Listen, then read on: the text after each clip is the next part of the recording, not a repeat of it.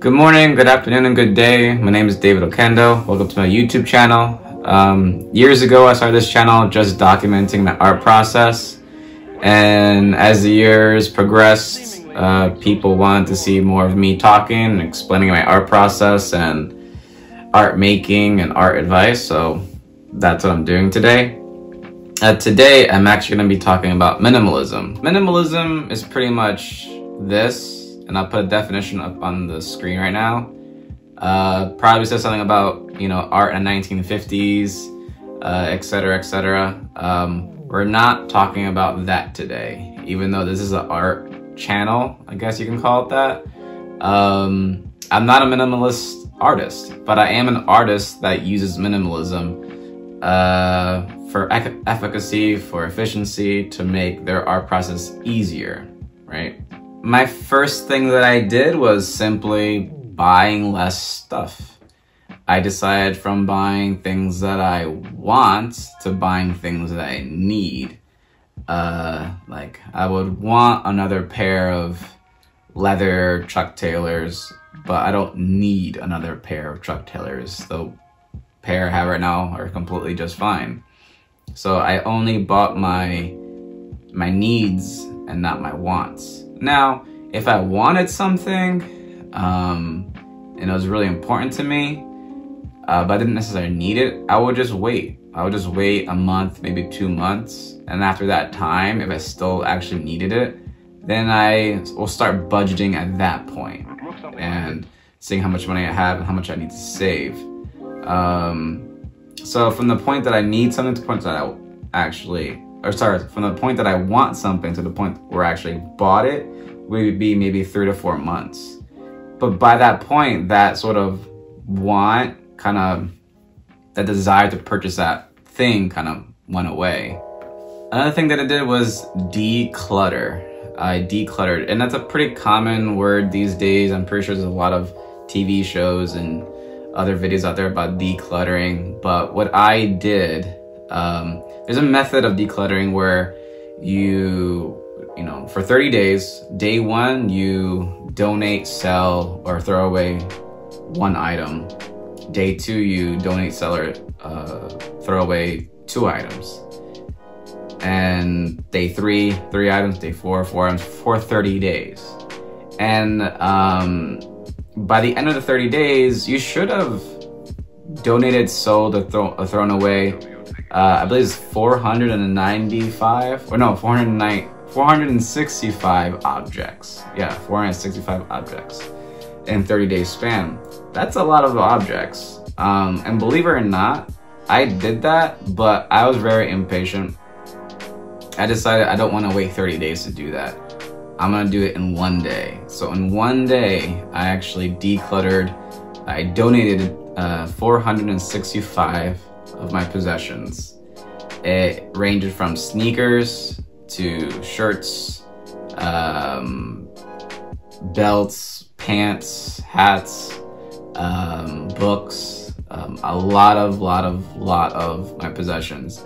And believe it or not, it didn't even make a dent. It really didn't. As in, it didn't affect my social life. No one said, hey, where's all the clothing that you wear? No one noticed any difference. And I actually, my laundry went down. I do a laundry setup twice a week. It's more once every other week because I only have what I need to wear. My cleaning routine is much faster and easier. Just everything is just easier, just having less things, less possessions. The fourth thing that I did as a minimalist was cook more often, or cook at home more often. I realized I was wasting a lot of money eating out all the time, just for no particular reason other than just laziness. I don't want to, make my lunch at home. I'd rather just go to Chipotle or some other place or Panera Bread or something and just eat this somewhat unhealthy food, or pretty unhealthy food, I guess at this point. Not bad-mouthing Panera Bread or Chipotle, but I'm certain that, if I were to make exactly the same dish at home, that Panera Bread or Chipotle made, it'll probably most likely be easier because I decide how much I want in it. And I'm pretty health conscious. So cooking in, you save a lot of money, you save time and travel, and it's also, you build up a skill in cooking. It's actually pretty fun. You start researching other recipes and you're more aware of what you're consuming, and you're more sort of, I think you appreciate it more when you make it yourself, in my opinion, or for me it is. And the last thing is have a uniform. For jiu-jitsu, and Brazilian jiu-jitsu, which I been training for 13 years now, you have a uniform. Usually it's white. Some schools allow white and blue, other schools allow more different variations of colors. But my particular school is just white or blue. And, you know, when I want to go, I just go to my closet, I grab my gi, I have like 5 or 6, and I just go. I get my belt, and I don't really think about it. I just grab the gi and I go. Similarly, I kind of adopted that same kind of method of like, oh, this is just what I'm wearing today. So I pretty much adopted, and I didn't buy more clothing. I just sort of found what's the most color I have, or lack thereof, and it's black. I had a lot of black clothing after all my decluttering, several black pants and many black shirts. And I realized I'm just gonna be wearing black from now on for a while. It's really easy. I wake up, I don't think about it. I just grab a shirt, a clean shirt, I grab some pants and put on my Converse Chuck Taylors, and I'm out the door. Sometimes if I'm lazy, I wear my Crocs, but I don't overly think or waste time in the morning figuring out what I want to wear. I just wake up, grab what I have in the closet, and I put it on.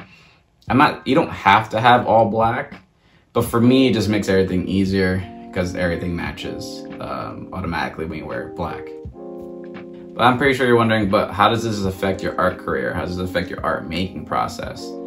And it's pretty much 2 words. It's called decision fatigue. When you're constantly making decisions on where you're gonna go to eat that day, and what you're gonna wear, and how much you have to clean, and does this match with that, and I don't know. If you're one of the more wealthy people, what car I'm gonna drive. It's at the end of the day, you're just tired of making all these different decisions. This is why CEOs have like, you know, like committees so they can make decisions. You can't run everything by yourself. You need help. So this is sort of my way of decreasing decision fatigue. So when I do make art, when I do write my calligraphy, when I do have to collaborate or figure out my next commission, it's easy. I'm not tired just going through my day. I'm not in any way fatigued just getting from waking up to art making. It's all pretty much streamlined. I don't need to think about